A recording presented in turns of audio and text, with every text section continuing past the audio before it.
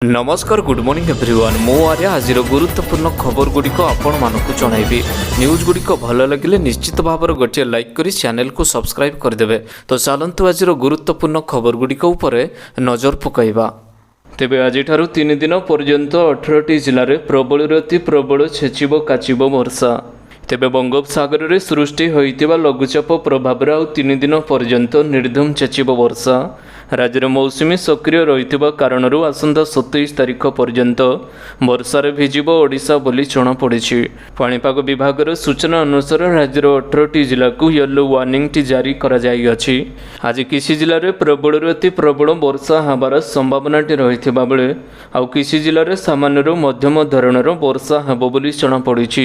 भद्रक बालेश्वर केन्दुझर मयूरभंज और सुंदरगढ़ जिले में प्रबल अति प्रबल वर्षा हेब।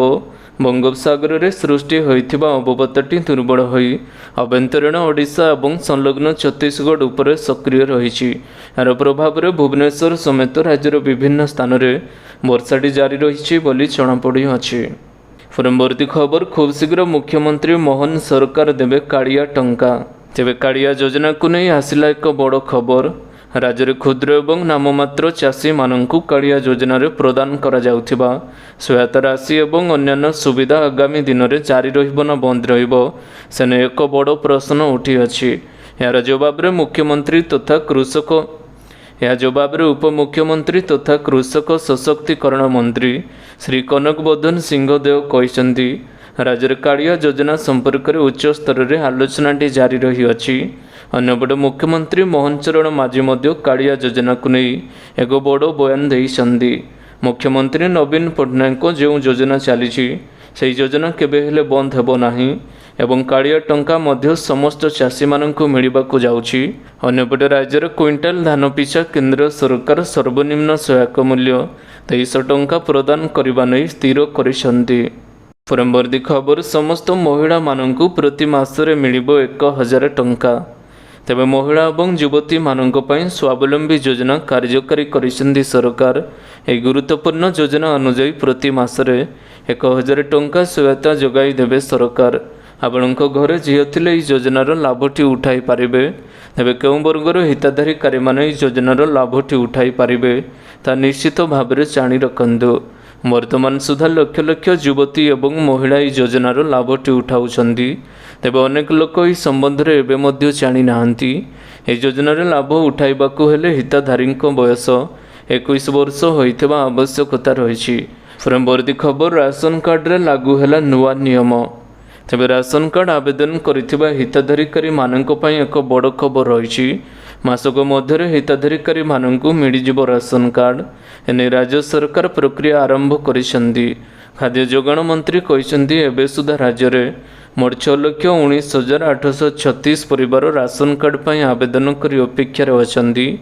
अयोग्य हिताधिकारी मानू बाद देवाई विभागीय अधिकारी मानू निर्देश दिया जाई अछि एवं खूब शीघ्र नुआ राशन कार्ड अप्लाई करिथिबा समस्त परिवार को 8 लाख हिताधिकारी को राशन कार्ड प्रदान करा जिवो।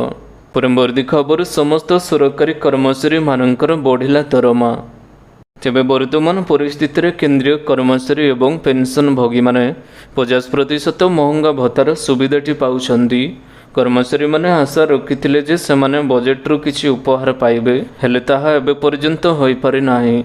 वर्तमान अनुमान करा जाउछि जे जुलाई 31 सुधा अनुमोदन करा जिवो। जदि एहाको वृद्धि करा जाय तेबे एहार हार जुलाई 1 तारिखरु कार्यकारी करा जिवो बोली विवेचना करा जाउछि।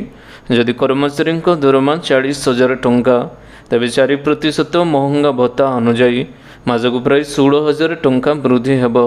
एही अनुजाई समग्र वर्ष रे 19,200 टंका वृद्धि हेब जाहाकु एक बूस्टर डोज परि प्रमाणित हेब बोली जणा पड़िछि।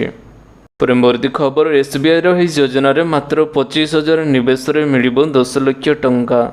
तेबे वर्तमान एसबीआई आपणकर इन्वेस्टमेंट उपर 35% रु अधिक रिटर्न दउछि।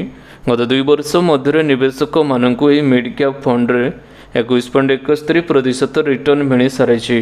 गत 5 वर्षर कथा कहले निवेशक मानकु एथिरे 21.44 रिटर्न मिली। वर्तमान सुधा ही फंड रे 12,555 कोटी टंकार निवेश हासिल कर सारी। किंतु एथिपाई आपनकु अपेक्षा करबाकू पड़िबो। अति कम्रे 25,000 टंका उपरे जदि आपण 20% भी रिटर्न मिलुची तेबे आपणको अति कम्रे 10 लाख टंका पाखापाखि माच्योरिटी टंका मिलिबो किंतु आपणको एथिपाई 20 वर्ष पर्यंत अपेक्षा करबाकू पड़िबो। परवर्ती खबर रेलबाईर ओडिशा को 10,586 कोटीर अनुदान। तेबे ओडिशार रेल भित्तिभूमिर विकास लगी केंद्रीय बजेट रे 10,586 कोटी टंकार अनुदान व्यवस्था करा जायछि। यूपीए सरकार बेले ओडिशा को वार्षिक 838 कोटी टंका मिलुथिला। एबे किंतु ओडिशा को यूपीए तुलन में 12 गुण अधिक अनुदान मिलुछि बोली दिल्ली आयोजित एक सांबादिक सम्मेलन को संबोधित कर कहिसंदी विभागीय मंत्री अश्विनी वैष्णव। परवर्ती खबर ओडिशा रे अर्थनैतिक 8.5% अभिवृद्धि हासिल आकलन।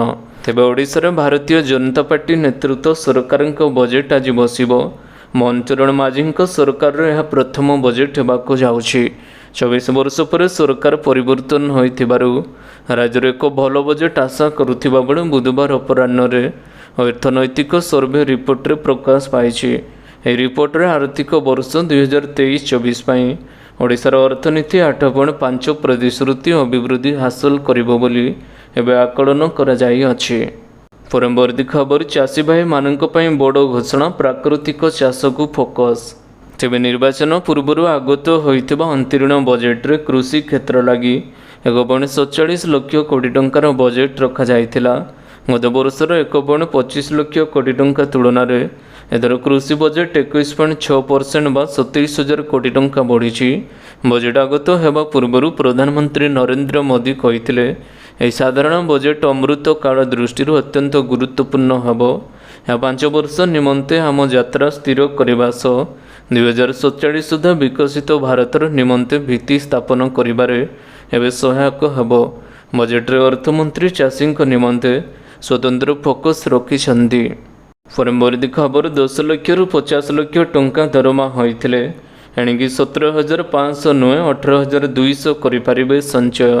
तेबे साधारण बजेट रे नूतन टिकस व्यवस्था परिवर्तन करी अर्थमंत्री निर्मला सीतारमण चाकरी करुथिबा लोक मानंकु एक बड़ आश्वस्ति प्रदान करिसंती।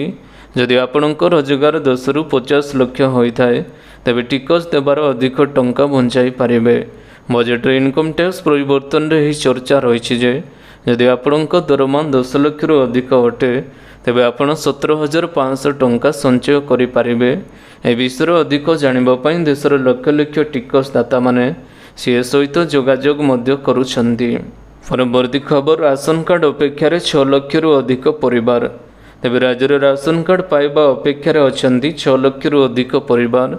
राज्य में 6,19,836 परिवार राशन कार्ड पर आवेदन करने सह राशन कार्ड पाइबाकू अपेक्षा कर बसिचंती। एने विधानसभा उत्तर रखी सूचना देइछंती खाद्य जोगाण एवं खाउटी कल्याण मंत्री कृष्ण चंद्र पात्र।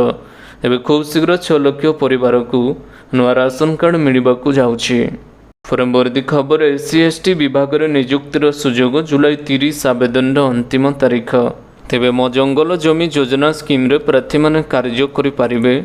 प्रार्थी जेकोसी स्वीकृत प्राप्त विश्वविद्यालय प्रोफेशनल एकेडमिक इंस्टीट्यूट रु anthropology tribal studies social work development studies rural development रो मास्टर डिग्री करबा किंबा करिथिबा आवश्यकता रहिछि।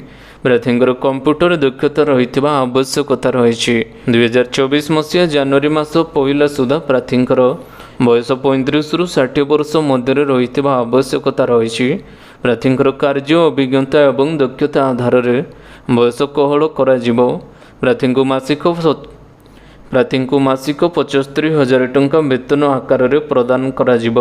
प्रार्थी मैंने एथिरे आवेदन करने को तोड़ दि जाइथिबा एप्लिकेशन फॉर्म को डाउनलोड करि पारिबे। परवर्ती खबर देशर सुरक्षा दिगरे बड़ विपद बढ़िबार लागिछि नार्को टेररिज्म। तेबे नार्को टेररिज्म को नहीं राष्ट्रीय सुरक्षा दिगरे बढ़ी चिंता। बर्तमान एक नूतन एवं द्रुत गतिर आतंकवादर रूप नेबार लगी अछि। या माध्यम गोटे पटे युवक माने निशाग्रस्त होगा सहित अन्यपटे एथिरो मिलिथिबा आय आतंकवादी को साहाय्य करिबार जोगाउछंती।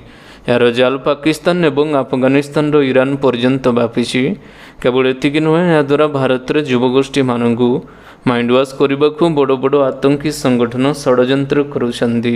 ଆଜି ଭାରତର ଯୁବକମାନେ ଦେଶ ତଥା ବିଶ୍ୱର କୋଣ ଅନୁକୋଣର ପ୍ରଗତିର ପାହାଚ ଚଢ଼ୁଛନ୍ତି, କିନ୍ତୁ ବାହ୍ୟ ଶତ୍ରୁମାନେ ନାର୍କୋ ଟେରୋରିଜମ ଭାରତୀୟ ଯୁବକମାନଙ୍କୁ ଫସାଇବାକୁ ଏବେ ମଧ୍ୟ ଯୋଜନା ଚଳାଇଛନ୍ତି। ପରବର୍ତ୍ତୀ ଖବର, 10ମ ପାସ୍ କରି ITI କରିଛନ୍ତି କି ରେଳବାଇରେ ଚାକିରିର ସୁଯୋଗ। ତେବେ ପ୍ରାୟ ଯୁବକ ରେଳବାଇରେ ଚାକିରି କରିବାର ଇଚ୍ଛୁକ ଥାନ୍ତି। ଏ ନିଯୁକ୍ତି ମାଧ୍ୟମରେ ରେଳବାଇ fitter, welder, MLT, turner, machine electrician, electronics mechanic, କପା ପରି ଟ୍ରେଡର ପଦବୀ ପୂରଣ କରାଯିବ। ଏନେଇ ଅନଲାଇନ୍ ମାଧ୍ୟମରେ ଆବେଦନ କରିବାକୁ ପଡ଼ିବ। ଉଭୟ ପୁରୁଷ ଏବଂ ମହିଳାମାନେ ଏଥିରେ ଆବେଦନଟି କରିପାରିବେ। 10ମ ପାସ୍ କରିଥିବା ପିଲା ମଧ୍ୟ ଏହାର ସୁଯୋଗଟି ନେଇପାରିବେ। ଏ ନିଯୁକ୍ତି ମାଧ୍ୟମରେ 2400ରୁ ଅଧିକ ପଦବୀ ପୂରଣ କରାଯିବ। ଯୋଗ୍ୟ ଏବଂ ଆଗ୍ରହୀ ପ୍ରାର୍ଥୀମାନେ ଭାରତୀୟ ରେଳବାଇର ଅଫିସିଆଲ ୱେବସାଇଟ୍ sr.indianrailways.gov.in କୁ ଯାଇ ଆବେଦନଟି କରିପାରିବେ। ପରବର୍ତ୍ତୀ ଖବର, କେନ୍ଦ୍ର ବଜେଟରେ 2024-25 ନଜରରେ ଚାକିରି, ଚାଷ ଫସଲର ଡିଜିଟାଲ ସର୍ଭେ କରାଯିବ। ତେବେ ବଜେଟରେ ଯୁବବର୍ଗଙ୍କୁ ଚାକିରି ପ୍ରଦାନ କରିବା ଲାଗି ଅନେକ ପଦକ୍ଷେପ ଘୋଷଣା କରାଯାଇଥିବା ବେଳେ ଚାଷକୁ ପ୍ରାଧାନ୍ୟ ଦିଆଯାଇଅଛି। ଫସଲର ଡିଜିଟାଲ ସର୍ଭେ କରିଥିବା 5ଟି ରାଜ୍ୟର କିଷାନ କ୍ରେଡିଟ୍ କାର୍ଡ ପ୍ରଚଳନକୁ କରିବାକୁ ଘୋଷଣା କରାଯାଇଅଛି। ନୂଆଦିଲ୍ଲୀ କୃଷି ଉତ୍ପାଦକତା ବୃଦ୍ଧି ଏବଂ ଜଳବାୟୁ ସହନଶୀଳତା ପ୍ରଜାତି ବିକାଶ ଉପରେ ଧ୍ୟାନ ଦେବା ପାଇଁ କୃଷି ଗବେଷଣା ବ୍ୟବସ୍ଥା ସମୀକ୍ଷା ହେବ ବୋଲି କହିଛନ୍ତି। ଏଥିପାଇଁ ଘରୋଇ କ୍ଷେତ୍ରକୁ ପାଣ୍ଠି ଦିଆଯିବ। 32ଟି କ୍ଷେତ୍ର ଏବଂ ଉଦ୍ୟାନ କୃଷି ଫସଲର ନୂତନ 109ଟି ଉଚ୍ଚ ଉତ୍ପାଦନକାରୀ ଏବଂ ଜଳବାୟୁ ସହନଶୀଳତା ପ୍ରଜାତି ଚାଷ ପାଇଁ ପ୍ରଦାନ କରାଯିବ।